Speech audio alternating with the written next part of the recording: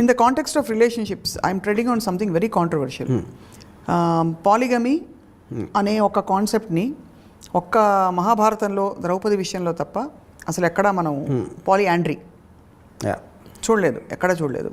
So I just wonder మనకి what do our values from the past teachers in the context of this? Yeah, but value again is the same problem, no? Value and a word itself is again coming into the moral aspect. అది మహాభారతంలో values లేవు. లేవా? అది చెప్తున్నా కదా. ఇప్పుడు ద్రౌపదికి ఎవరిని తీసుకొచ్చినా అందరూ కలుసుకుని తీసుకోవాలి అనే ఆస్పెక్ట్ ఏదైతే వచ్చిందో అది మీరు ఇప్పుడు కాంటెంపరీ సొసైటీ చెప్పండి, కొడతారు, పట్టుకునేది రాళ్ళు పెట్టి కొడతారు ఎవరైనా చేస్తే. అలాగా మన మహాభారతం కాబట్టి మనం క్వశ్చన్ చేయట్లేదు అది బేసిక్గా. సో మహాభారతంలో ట్రెచరీ ఉంటుంది, అన్నదమ్ములు కొట్టుకుంటున్నారు, లేకపోతే ఈ మొత్తం చుట్టాల్లో వీళ్ళకి లాయల్టీ, లేకపోతే గ్రాటిట్యూడ్, లేకపోతే బిట్రేయల్, నమ్మక ద్రోహాలు అన్నీ ఉంటాయి కదా మహాభారతంలో. మహాభారతం నిండా ఉన్న క్యారెక్టర్స్ అందరికీ వాల్యూస్ అనేవి ఉండవు అసలు బేసిక్గా, ఎక్సెప్ట్ ఫర్ శ్రీకృష్ణుడు అసలు లేదు కదా పాండవులకి. అంటే ఇప్పుడు శ్రీకృష్ణుడు కూడా కూర్చుని అర్జునుడిని చూసి కూడా దుర్యోధనుని చూసి కూడా ముందుకు వచ్చి తీవు అని పాండవులకి డెలిబరేట్గా హెల్ప్ చేయడానికి దుర్యోధనుడికి అబద్ధం చెప్పినట్టే కదా, which is clear in Mahabharatam. తను పాండవుల్ని ఫేవర్ చేశాడు అంతే. పాండవులు ఎందుకు హీరోలు దుర్యోధనులు కాదు అంటే అది కవి తీసుకున్నాడు సైడ్ అంతే. వాళ్ళేం ప్రూవ్ చేయలేదు కదా పాండవులు వాళ్ళలో గొప్ప లక్షణాలు ఉన్నాయి, గొప్ప గుణాలు ఉన్నాయి, మనందరికీ ఉండవలసిన గుణాలు ఉన్నాయి, అలవర్చుకోవాల్సిన. ఏం గుణం ఉందన్న? ధర్మరాజు జోసంలో భార్యని నమ్మేశాడు, ఇచ్చేసాడు, అది గుణమా? ఏంటి గుణం? అది ఇచ్చిన మాట తప్పకూడదు. అర్జునుడిని ప్రేమించి వస్తే మొదలు ఎవరో చెప్పారని అందరికీ అది గుణమా? ఏంటి గుణం దాంట్లో? అది స్టోరీ అంతే. మీరు మహాభారతంలోని ఉన్న గుణాలు యాజ్ ఇట్ ఈజ్గా పాటిస్తే సొసైటీ కొలాప్స్ అయిపోతుంది అసలు. Society. So anyway I think Mahabharatam is first of all మన కాంటెక్స్ట్ లేదు ఇప్పుడు అంటే మనకి గిల్ట్ అనే ఒక ఆస్పెక్ట్ ఎక్కడి నుంచి వస్తుంది? మనకి మహాభారతం వాల్యూస్ మనకి ఇవ్వట్లా. కజిన్స్ని కొట్టుకోమని ఎవరు చెప్పట్లా ప్రాపర్టీ కోసం. కజిన్స్ని నరుక్కోమని ఎవరైనా చెప్తారా ఇప్పుడున్న సొసైటీలో? ఎవరు చెప్పారు? ఎవరైనా సరే ఆ ప్రాపర్టీ ఇవ్వను అంటే యుద్ధానికి వెళ్ళి తొడలు పగలగొట్టి లేకపోతే బుర్ర పగలగొట్టి అలాంటి ఎవరైనా ప్రీచ్ చేస్తారు, చేయరు కదా. So Mahabharatam is not about values, it's a story. So let's leave that. ఇప్పుడు మనం ఉన్న కాంటెంపరీ సొసైటీలో ఉన్న వాల్యూస్ మాట్లాడుతున్నాం. భార్య భర్తలు ఎప్పటికీ ఉండిపోవాలి, అదొక వాల్యూ. బయట you can't have, should not have an affair value. పెద్ద ఈ వాల్యూస్ అన్ని మనం ఇప్పుడు పెట్టుకున్నాం. మహారాజులు ఎప్పుడు పాటించరు అది.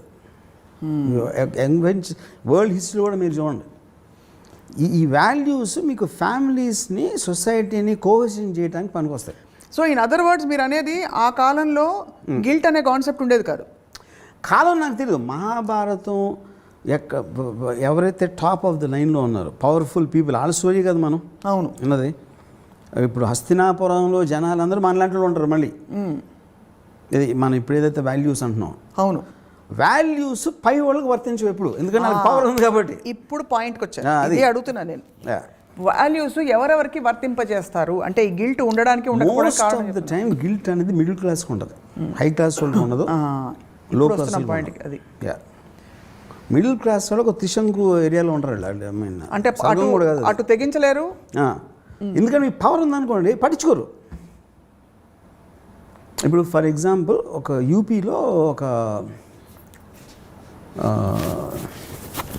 సమాజ్వాదీ పార్టీ చాలా ఫేమస్ ఒక ఎంపీ, అవును, ప్రవీణ్ మహాజన్ ఏదో ఉంది పేరు మర్చిపోయాను, దీపక్ మహాజన్. తను ఫామ్ హౌస్లో ఉన్నప్పుడు ఎవరు నలుగురు వచ్చి చంపేశారు. నలుగురు వచ్చి గన్తో షూట్ చేసి చంపేశారు. పోలీస్ ఇన్వెస్టిగేషన్లో తెలియదు ఏంటంటే తను ఓన్ వైఫ్ కొడుకు ఇచ్చారంట కాంట్రాక్ట్ చంపడానికి, ఫాదర్ని భర్తని. అది ఎందుకు జరిగిందంటే ఈయనకి ఎవరో ఒక యంగ్ అమ్మాయితో అఫైర్ స్టార్ట్ అయింది. స్టార్ట్ వీళ్ళు కన్ఫ్రంట్ చేస్తే అది నా ఇష్టం, మీరు బయటకు వెళ్ళండి, నోరు మూసుకుండండి, లేకపోతే బయటకు వెళ్ళండి, నా ఆస్తంతా తన పేరు రాసిస్తానని చెప్పాడు.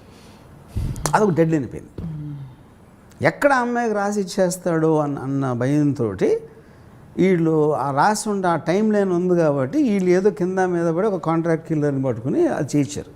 ఇప్పుడు ఇక్కడ మెయిన్ థింగ్ ఏంటి, వాడికి డబ్బు ఉంది, ఆ డబ్బు అది బార్లో కుక్కిని పోయిన పడుండు, నేను నా ఇష్టం వచ్చినట్టు చేస్తా అని ఆడు ఆర్డర్ ఇచ్చాడు మహారాజులాగా.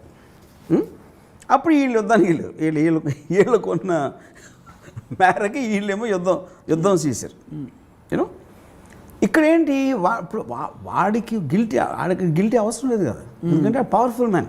అవును, ఇప్పుడు సూపర్ మ్యాన్కి ఫిలాసఫీ అవసరం లేదు. ఫిలాసఫీ ఎవరికి కావాలి, బలం లేనప్పుడు కావాలి మీకు, అర్థం చేసుకుని దాన్ని ఫీల్ అయ్యి దాన్ని ఏదైనా చేసుకోవడానికి. మీ దగ్గర ఎవరిని ఏమన్నా చేసిన బలం ఉన్నప్పుడు మీరు పట్టించుకోరు అసలు. అప్పుడు కూడా మీరు గిల్ట్, ఇప్పుడు మీరు పాపానికి భయపడతారు. దేవుడిని నమ్మితే ఇలా చేస్తే తప్పు అనుకుంటే రేపు పొద్దున్న నన్ను నూనెలో వేయిస్తాడా, కొరడాలు కొట్టిస్తాడా అనే ఒకది ఎవడన్నా నమ్మినోడు ఆడ ఉండొచ్చు, ఛాన్స్ ఉంది అలాంటి వాళ్ళు ఉండడానికి. అది లేనప్పుడు ఇట్స్ ఎ పవర్ గేమ్, అంతే అంతే. ఇప్పుడు ఈ కాంటెక్స్లోనే కట్టప్ప బాహుబలిని చంపినప్పుడు కట్టప్ప గిల్ట్ ఉంటుందా? ఎందుకంటే తను చేసింది ఏమిటి, he carried fourth his duty. అదే అప్పుడు ఇప్పుడు సినిమాటిక్ ఆస్పెక్ట్లోనే సిమిలర్ థింగ్ రియల్ లైఫ్లో తీసుకున్నప్పుడు that is what is called betrayal. నన్ను నమ్మినోడిని నేను మోసం చేశాను, అంతే. అప్పుడు ఆ గిల్ట్ కోషంట్ అనేది వాడు అసలు ఎంత నమ్మాడు, ఎంత బయటకు చూపించాడు అనేది ఉంటుంది కదా. అది వాడుకున్న అవసరం ఏంటి, చేసి తీరాలి, నాకు వేరే గత్యంతరం లేదు. ప్రతి వాడికి లిమిటెడ్ ఆప్షన్స్ ఉంటాయి. They don't have the best option. ఉన్న ఆప్షన్స్లో ఇది చెయ్యక తప్పదు. అది వాడి మనుగుడు కన్నా ఉండొచ్చు ప్రాబ్లం, లేకపోతే వాడికున్న అంబిషన్ కావచ్చు. ఈడు పోతే కానీ నేను రాజు అవ్వటం అనేది ఆడు ముఖ్య కారణం అనుకోండి. ఈడు అడ్డొస్తున్నాడు, కేవలం ఈడు నాకు జాబ్ ఇచ్చాడు కాబట్టి నేను ఎప్పటికీ ఈ లాయల్టీగా ఉంటే నేను ఎప్పుడు ఇటు బానిసలాగా ఉంటాను. అవును, సో ఇది అంబిషన్ వర్సెస్ కంపల్షన్. ఇది అడగడానికి కారణం ఏంటంటే మీరు అన్నట్టు మిడిల్ క్లాస్లో గిల్ట్ ఉంటుందని చెప్పి ఈ లవ్ అండ్ వార్ పెద్ద పెద్ద కథలు చూసినప్పుడు మనకి ఎక్కడా కూడా గిల్ట్ ప్రస్తావన రాదు. ఇప్పుడు మజ్ను వాళ్ళ నాన్నకి లైలా గురించి ఇష్టం లేదనుకోండి, లైలాని ప్రేమించడం లేదు. సలీం అనార్కలి తీసుకోండి, అనార్కలిని ప్రేమించడం సలీంకి వాళ్ళ నాన్నకి ఇష్టం లేదనుకోండి, తన నాన్న మాట వినాలా, ప్రేమించాలా? Correct. This is valid point. అదేంటి, మీరు you're getting caught in this situation. అది ఈ ఫోర్స్ ఇట్లా అవుతుంది. ఏది ఎక్కువ మీకు ఇష్టం అనేది ఇండివిజువల్ మీద డిపెండ్ అవుతుంది. ఇప్పుడు నవమాసాలు మోసి పెంచి స్కూల్కి తెలిపించి అన్నీ ఒక 20 ఏళ్ళు పెంచాక ఆ అమ్మాయి ఎవరితోనూ ప్రేమలో పడింది. చాలాసార్లు పారిపోతారు కదా. అవును, ఆ పారిపోయినప్పుడు అమ్మ నాన్న వదిలేసి వాళ్ళ అమ్మ నాన్న ఎలాంటి వాళ్ళు అని కూడా మనం కన్సిడర్ తీసుకోవాలి. అక్కడ ద పాయింట్. దట్ ఆల్సో కూతురు వెళ్ళిపోయింది, తల్లిదండ్రులు వదిలేసి అది కాదు. తండ్రి ఎవరు, తల్లి ఎవరు, ఈ అమ్మాయి ఎవరు, వాడెవరు, అమ్మాయికి ఉన్న మైండ్ సెట్ ఏంటి, there are so many factors. అది కానీ బాటమ్ లైన్ ఏంటంటే ఇది individual happiness versus sacrificing your happiness for the sake of this peer pressure. Right. ఇప్పుడు ఒక అమ్మాయికి పెళ్లి చేసుకుంది, భర్త కన్నా చాలా స్మార్ట్గా ఉన్నాడు ఇంకెవడో పరిచయం అయ్యాడు. And at that point of time she felt my life will be better with this other person. అలాంటప్పుడు భర్తను వదిలేయాలి ఇమీడియట్గా. అది నేను చెప్పేది. మీరు అట్లీస్ట్ ఒక ప్రాసెస్ చెప్తున్నారు. అక్కడ ఏమవుతుంది, భర్త ఉండగానే వెళ్ళి ఇంకొక రిలేషన్షిప్ పెట్టుకోవడం అది ఇంకా. కానీ నేను అదే అంటున్నాను, అదే అప్పుడు అందుకని మీకు చాలా సొసైటీ తెలివిగా ఏం చేసిందంటే it bifurcated this whole thing. మీరు మారల్ ఆస్పెక్ట్ని లీగల్ సిస్టమ్కి తేలదు. మీకు పారామీటర్స్ ఓకే, వేరే రిలీజియన్లో వేరే సొసైటీలో కొంచెం మార్పులు ఉండొచ్చు, ఇది అడల్టరీ అని ఇదని అని. But if you look at it the whole thing the way it is going towards independence. Right. So అది కొన్ని మనకి లా ఆపలేదు, రిలీజన్ ఆపలేదు. అప్పుడు మిమ్మల్ని మీరే ఆపుకోవాలనే ఆస్పెక్ట్లోంచి ఇది వచ్చింది, guilty feeling which is very closely related to morality. భార్య భర్తలు ఇద్దరు కలిసి ఉండాలి, వాళ్ళు పోయే వరకు ఇద్దరు ఉండాలి అని ఎవరు చెప్పి ఉంటాడు? అది రిలీజన్ చెప్పలా. That is not where it came from. That is a socially design system అది. అవును. ఎందుకంటే ఇప్పుడు అందరూ ఇప్పుడు ఒక్కనే భార్య భర్తలు వదిలేసాను, పిల్లలు ఉంటారు, తల్లిదండ్రులు బాగా చూసుకోవాలి. చాలాసార్లు చూసుకోలేరు. ఓల్డ్ ఏజ్ హోమ్స్ పంపిస్తారు. నేను ఒకసారి మా మా నాన్నమ్మ ఏదో భీమవరంలో. సో ఎక్కడో మా ఆవిడ ఏమంటారు ఒకళ్ళ ఇంట్లో ఉంటున్నారు, సమ్ కొడుకు, పెద్ద కొడుకు ఏదో సంథింగ్. నేను వెళ్తే ఈ ఒక చిన్న ఇది ఉంది, ఒక షెడ్లా ఉంది ఆ కాంపౌండ్లో. ఆ షెడ్ లోపల పెట్టారు ఆవిడకి, షీజ్ హ్యాస్ సమ్ పెరాలసిస్ ఏదో సంథింగ్. నేను లోపలికి వెళ్ళినప్పుడు యాక్చువల్గా ఆవిడ మీద కాక్రోచెస్ తిరుగుతున్నాయి. సో ఇప్పుడు అది ఏమన్నా ఎలా చూస్తున్నారు చూసావా అని ఆబ్వియస్లీ నేను అనుకున్నాను, నా పక్కన వాళ్ళు అనుకున్నారు. కానీ ఏంటి అక్కడ రియాలిటీ ఏంటి, వాళ్ళ ఇల్లు ఎంత, వాళ్ళ పనులు అంత, ఆవిడకున్న ఫిజికల్ స్టేటు హెల్త్ స్టేట్కి అక్కడ పెట్టారు. ఆ పెట్టినప్పుడు గబుక్కుని వెళ్ళినప్పుడు ఆ కాక్రోచెస్ కనిపించినాయి. అది ఆవిడ ఫీల్ అయ్యారా లేదా, అసలు ఆవిడ కాన్షియస్ ఉందా కూడా నాకు తెలియదు. ఆ విజువల్ మాత్రం నా మైండ్లో ఉండిపోయింది అంతవరకు, యూనో. కానీ ఆ ఆస్పెక్ట్లో చూసుకోవటానికి అక్కడ ఉన్న రిసోర్సెస్, వాళ్ళ మైండ్ స్టేటు, ఇవన్నీ ఫ్యాక్టర్స్ ఉన్నాయి. మనం ఊరికైనా జడ్జ్మెంట్ ఇచ్చేస్తాం బయట నుంచి. అప్పుడు అనుకున్నది మేము తీసుకెళ్ళాం, ఆవిడని తీసుకెళ్ళా, మేము కూడా తీసుకెళ్ళా. వాళ్ళకి కాసేపు తిట్టుకుని ఆవిడ మీద జాలిపడి మళ్ళీ మర్చిపోయి మా వాళ్ళు మేము పడిపోయాం. మళ్ళీ సొసైటీ అలాగే ఉంటుంది. సొసైటీ అలాగే ఉంటుంది. సొసైటీ ఎవరి గురించి పట్టించుకోరు. అప్పుడు ఎవరు పట్టించుకుంటారు, మీ గురించి మీరు ఒక్కరే పట్టించుకుంటారు. యాక్చువల్గా that is actual truth of life. అది బాటమ్ లైన్. అది బాటమ్ లైన్. అది ఆ రియలైజేషన్ వచ్చినప్పుడు మీకు ఏది కరెక్టు మీ హ్యాపీనెస్కి అన్న దాని డెసిషన్ తీసుకుని మిగతా అని టపాక్కను వదిలేరు అంతే. చాలా ప్రొఫౌండ్ ఒక బండ సత్యం చెప్పారు మీరు. ఇప్పుడు పెద్ద పెద్ద రేంజెస్లో వార్ ఉంటుంది అనుకోండి. ఫర్ ఎగ్జాంపుల్ సెకండ్ వరల్డ్ వార్లో హిట్లర్ పోలాండ్ అయిపోయి అక్కడి నుంచి రష్యా దగ్గరికి వెళ్తూ ఉంటే సడన్లీ గ్రేట్ బ్రిటన్ ఎంటర్ అయింది వార్లో.